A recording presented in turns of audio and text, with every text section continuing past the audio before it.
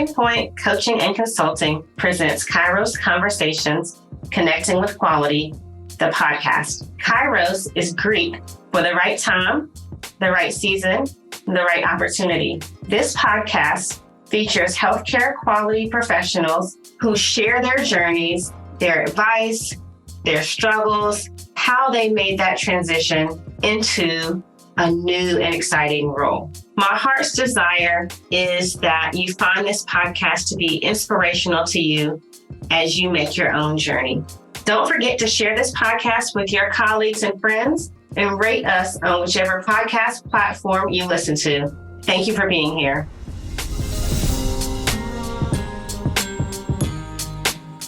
Today, I am here with my guest, Neil.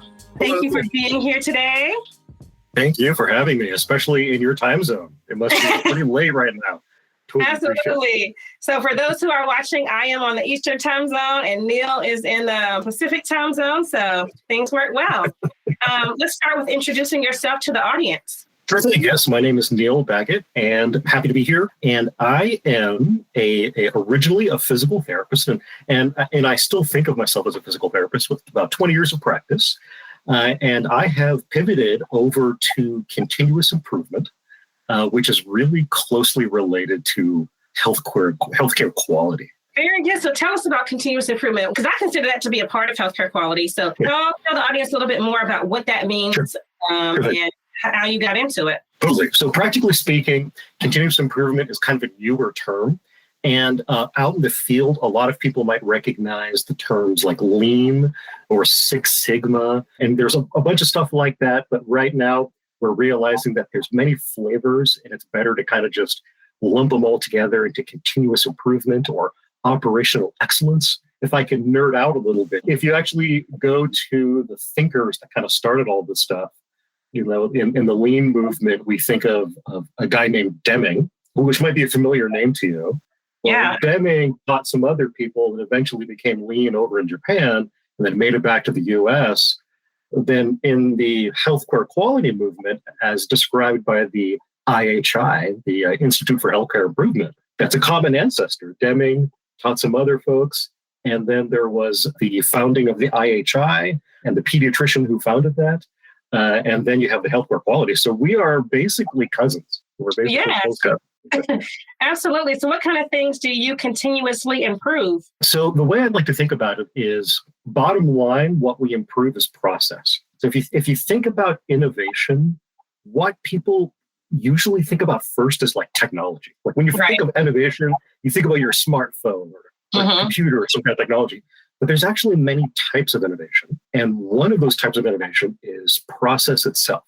So if you think about practicing a sport, practicing your golf swing, or practicing your tennis racket, or whatever it might be, when you first start off, your technique is totally different after years of experience, right? And so accelerating that improvement in the process for better results, doing more with less, that is one of the ways of looking at continuous improvement. Yeah, so how did you make that transition from, okay, I'm working as a bedside physical therapist, and I don't know if you worked in acute care, outpatient, or what your setting was, to I want to go into this lean, Six Sigma, continuous improvements kind of space? Totally. That's a great question. Wonderful question. You know, and just a little bit of background. So I started off, so in terms of physical therapy, I did a little bit of everything. I did acute care. I was one of the first PTs to work in the ER. I eventually did like neuro, geriatrics, home health, urgent care, orthopedics, all this stuff. I kind of see it as going from like neuro, and I kind of evolved towards ortho, eventually got board certified and all that stuff. And you know, 20 years into it, I was like, actually the truth is, was more like 10 years into being a clinician, I was like drowning in work, right? I remember at one point, my backlog of unfinished notes was like awful. It was like something like 60 notes or something like that. I'm sure a lot of people can relate. Yes. And that's the worst part of it, is documentation. Yeah. And it's not just that, but there was just like messages and all kinds of like firefighting going on. And don't get me wrong, I love the work and I still love physical therapy. And I still maintain PRN status as a physical therapist. And I intend to keep my license, but because I love it. But there was, and this might come around to like the defining point, right? There was a moment where, I heard about all this lean stuff. I tried a little bit of this, and I even tried some of the stuff that is similar to what you might be familiar with on PDCA cycles. And I was drowning in the work, and I was like, I would love to apply these tools and these analyses to kind of make my work more efficient, but I just don't have the time for it. Like, I don't have control over my schedule. I can't block off the time to do this. And it was a little disheartening, but there was something some teachers told me that I never really believed it, but there was a moment where it clicked, where I realized that every cycle of work that I do is also an experiment I can learn from. Let me repeat that. So every cycle of work that I do is also an experiment that I learn from. That's really good. It almost sounds like you've been in academia, the way you said that. Yes, yeah. And it was such a revelation, because like I didn't really need to block off a bunch of time to do some fancy project, right? Use a bunch of tools. I could start with, okay, how am I doing with this section of my note? Oh yeah, there's a little bit of duplication.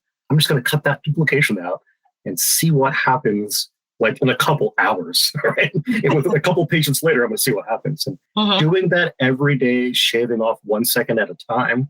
And then before you knew it, I was caught up on my notes, and it was noticed, and people were like, how did you do that? Like, what did you do differently? And like, I didn't do one thing differently. I did probably 300 things differently, but it was the way I was thinking of approaching it. And then after that, I was never the same. I was sold on it. My father is an old Six Sigma total quality management professor type. I never really believed him, but then I was like, oh, wait a second. Yeah, maybe there's something to this. I pursued some education, and then started doing projects. And then 10 years later, mainly working as a physical therapist, I eventually, after building up a repertoire of project experience, I eventually made that transition to doing this full time. Yeah, so I love that. I love that you said, it was a process. Literally, it was a process. You found a problem in your then current workspace. You decided, how can I solve this problem? Because that's what I tell clinicians all the time: is find a problem where you are, solve it, and then use that to grow into the next role, right? Yes, absolutely. And we can think of that as kind of the technical side of it, but it's also a social or emotional side of that too. Like, how motivating is that, right? That, a lot of us as clinicians, sometimes we feel powerless. Like, a lot of things are happening to us or done with us. And we encourage our patients to have internal locus of control, right? To take control of that. But what about us? Or what control do we have? And so once you start developing that problem-solving muscle, and you realize that it's a pathway to it, not only to adapt, but to also to innovate, and you just stick to it, then it's pretty amazing. Yeah. So do you have any certifications? I do. So I took a bunch of different courses. I did a lot of like learning on the side and picking people's brains informally. But I also went through a program that took me about a year. And the certification I ended up with is called a black belt in Lean Six Sigma, or a Lean Six Sigma black belt. Now, very similar to getting my OCS, I don't see a lot of like value in the certification itself, but there was a lot of value in the forced learning on the process of getting that certification. Very similar to the OCS, right? Having an OCS, a lot of people have it.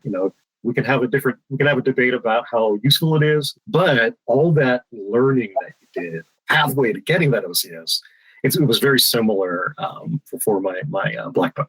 So, and this is kind of a side note, because I'm curious, through that year process of getting the black belt, did you go through the other levels of belts too, or was it specifically just the black? That's a great question. And in this space, there are people who go through the different levels of belt, and there are people who skip the white to get to the green, or skip to the green to get to the black. And I went ahead and skipped right to the black, which is part of the reason it probably took me so long to get it, because there's other people who take it for 3 months and they get the black belt. So there's a lot of various experiences and qualities of training. And what I appreciate the most is the coaching with someone who has decades of experience. That's one of the things I got the most out of it. Someone who's going to challenge me, someone who's going to help me see what I can't see on my own. And I think that was probably one of the most valuable things. So a lot of my audience will want to know, did you need that certification to get into the continuous process improvement job that you have? Did you have it before you got into that job? Did you have it after? Did you need it? What are your thoughts about that? I got it before. Now, was it necessary to get my current job? No, I don't think so. Did it help in terms of the optics on my resume? I think it did. Mm-hmm. But was it really necessary? Many of my colleagues do not have belts. Mm-hmm. Probably half of my colleagues have belts, half of them don't. So I don't think it's necessary. Okay. I think what's more important is the learning process you go through and how you demonstrate that learning process, your ability to learn quickly, and being flexible. So there are people who get the certification and they're kind of, stuck in that particular way of thinking. I believe it's important to borrow from many different ways of thinking. I really love what they do at the IHI for the most part. I've borrowed a lot of the tools and techniques from IHI. I've borrowed from psychology, from positive deviance, from different things, and kind of put them together depending on the problem that's in front of me. So being able to do that and also demonstrate that when you're looking for a job, that ability to effectively and quickly learn, I think that's probably more important than the exact certification. Yeah, same. I'm glad you said that, because the conversation I have with a lot of people is, you get the certification to say you have it. And I have a certification too, so I'm not against certifications. Yeah. Yes, but you get the certification to say you have it, but then you can't talk about it at the interview, right? Or you can't say, I've done these skills that the certification requires. So for me, the certification I have was more of a validation of the knowledge as opposed to getting the knowledge. If that makes sense. A lot of it I learned as I went, being around people, learning the lingo, kind of doing it. And then I got the certification, right? Yeah, I completely agree. But 80% of the content I already knew and used before any of the training and testing. So I do appreciate the 20%. Yeah. But you're right. There's it's more like participating in society, and a lot of it depends on like HR departments, right? And especially in the world of quality, it's not always easy for people outside of the quality world to understand what we do. Yes. So certifications make it easier to like summarize it and maybe oversimplify it for the folks that maybe are helping to hire people, but they don't necessarily get it necessarily, right? So it's funny that you say that, because thinking about how I come up with an elevator speech for what I do, when people ask me, what do I do? And it's like, okay, well, I know what I do, and other healthcare professionals may know kind of what I do. Not everyone, even in healthcare, knows about healthcare quality. But then how do I give that elevator speech to someone who is a layperson and doesn't know healthcare quality at all? What do I say to them that helps them understand what I do, right? Yes, absolutely. I've struggled with the same thing. I also have my elevator speech, and I find myself having an elevator speech for my family.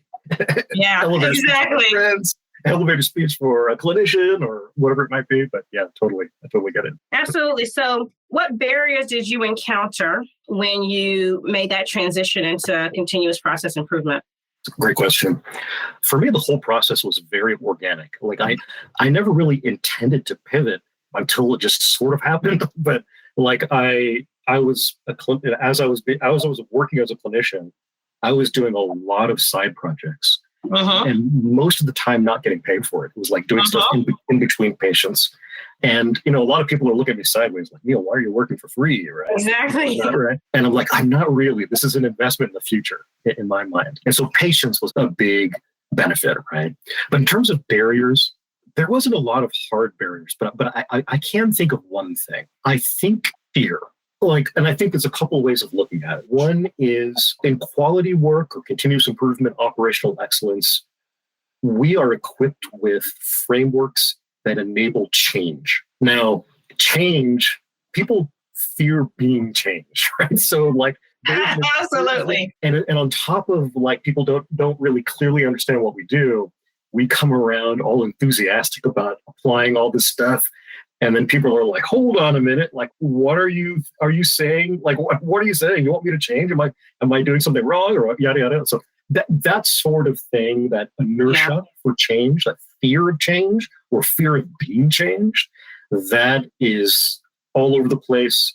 And most of the places I've worked with, even among really innovative employers, especially among clinicians, that fear was very much there. And so it was hard to sell people on doing some of these projects, even though I'm doing it for free and whatnot, just to build up my right. So that was another thing. And then on the flip side is fear within myself.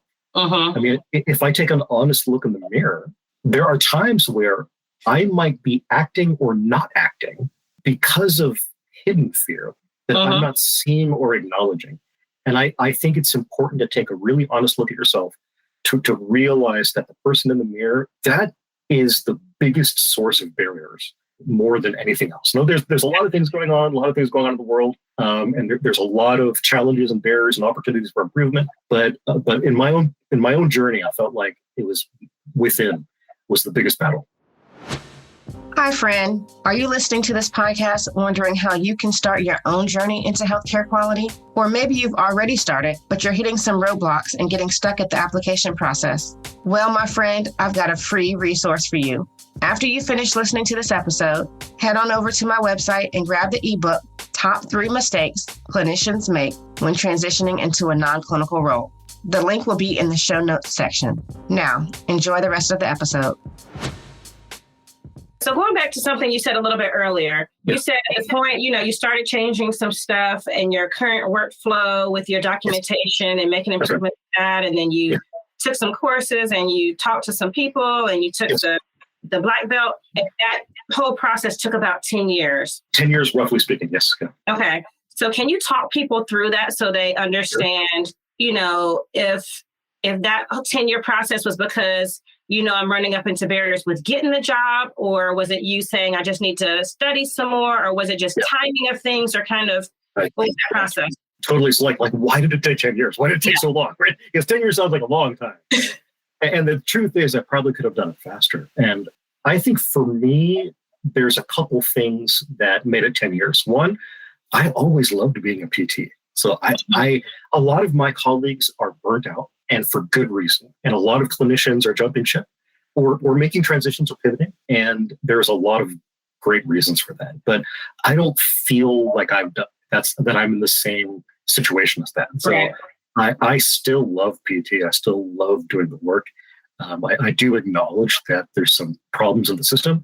And this is kind of my way of kind of handling some of those problems or addressing some of those problems. Right. Trying to work our way towards some real change in health. And so to me, the whole journey was more like, my thinking as a clinician is slightly tweaked, and then it continues improvement. So I see the thinking is really similar.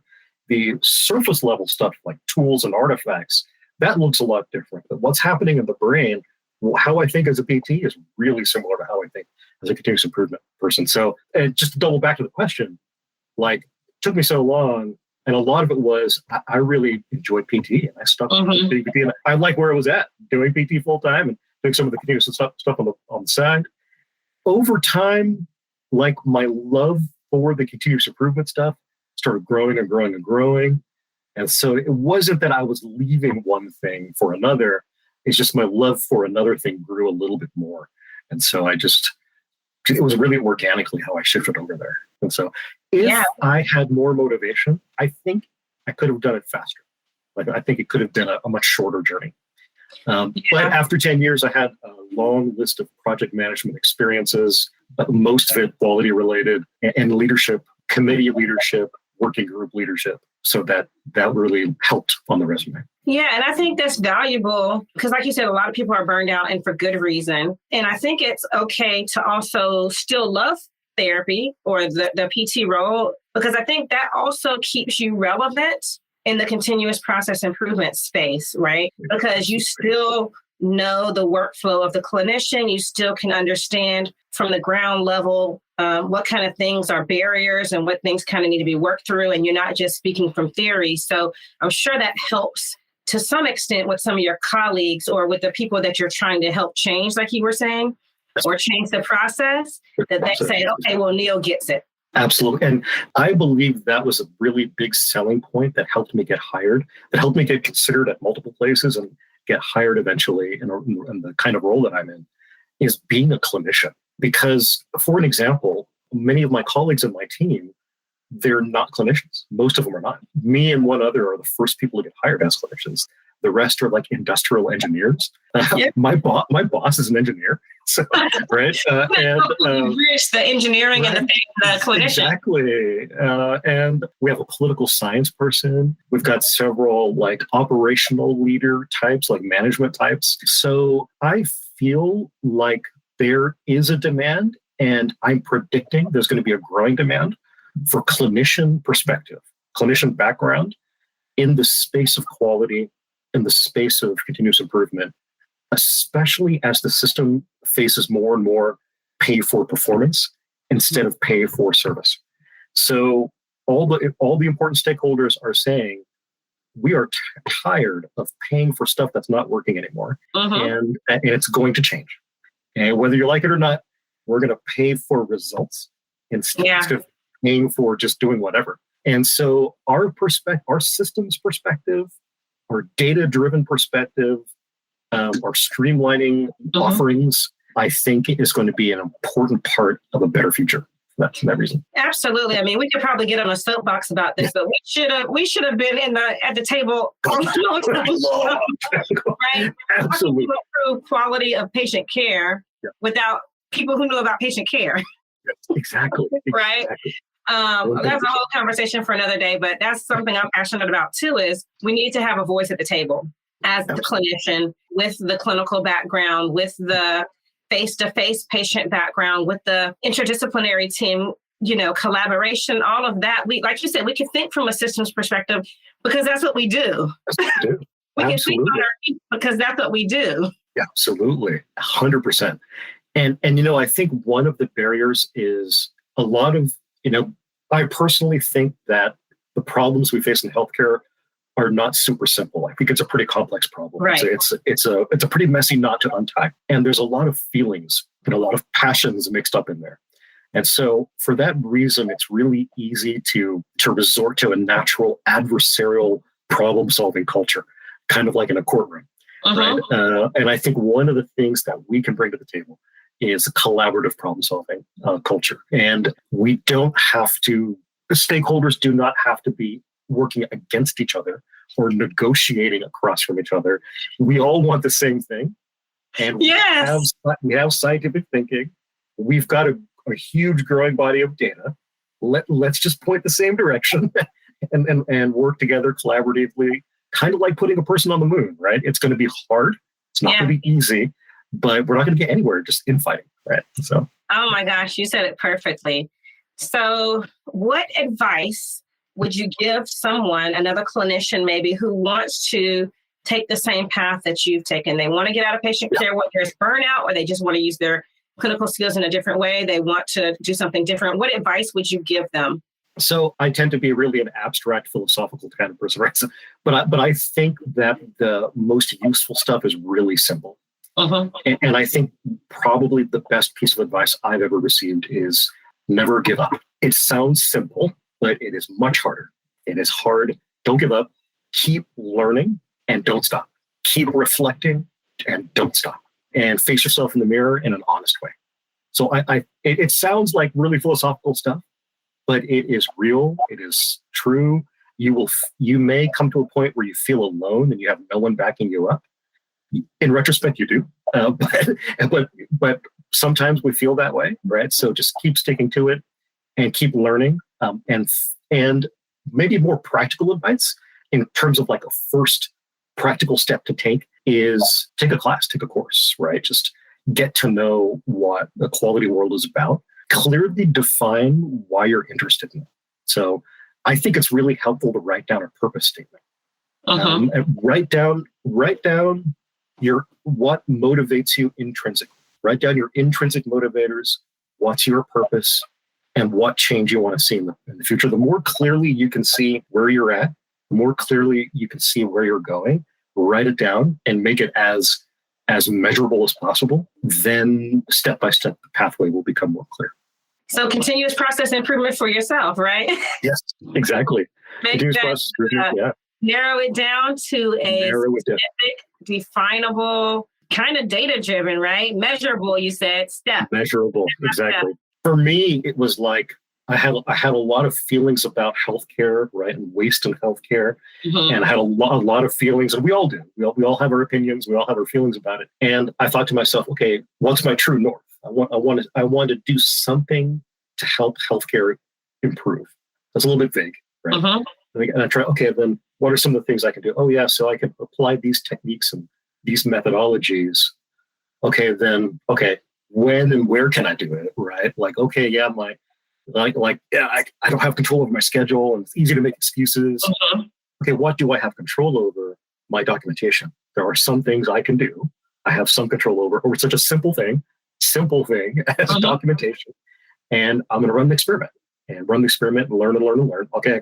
And then my blast radius is going to get bigger and bigger. And then when I have results, people will give me permission and more control to try bigger experiments, right?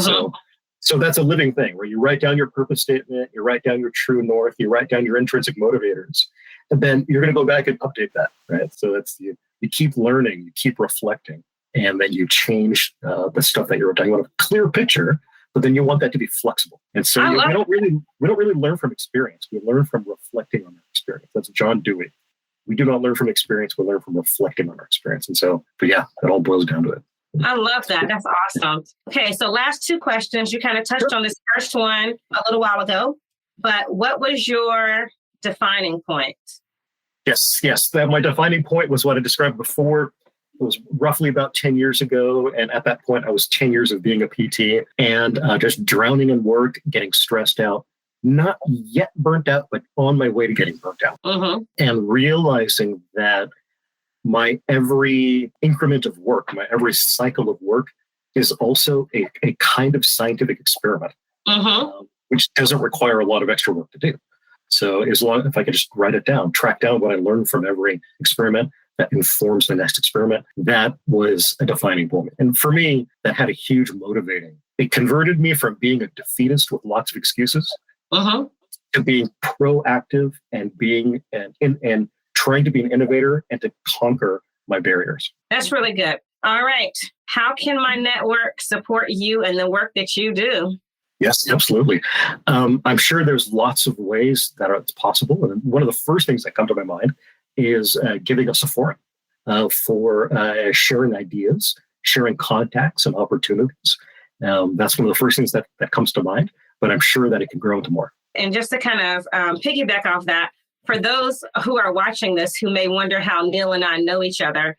So interestingly enough, we went to the same graduate school. We were a class apart and didn't know it at the time until now looking back on it, we were there together and probably had a class together at some point or some sort of discussion or group setting together.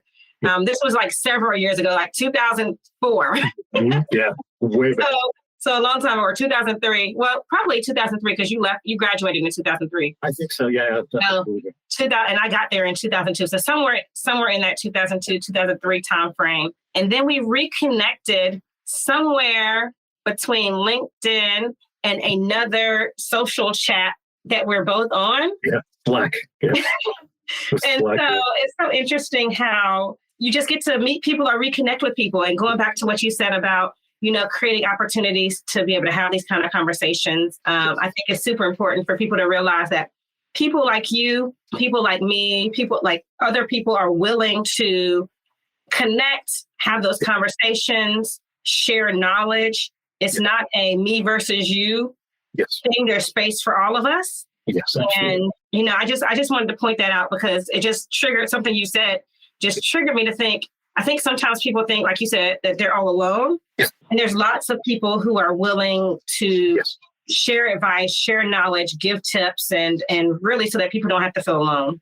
Yes, you are not alone, and somebody out there believes in you. Yeah. You are not alone, and somebody believes in you.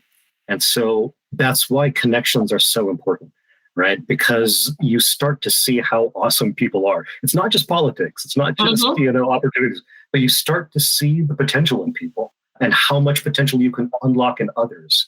And that comes around and just benefits everybody. Absolutely. Well, I am so glad that we reconnected, and I'm so thankful that you came on this chat with me to talk to my audience and to really just share your story. I love what you had to say. So thank you so much, Neil, again, for being here.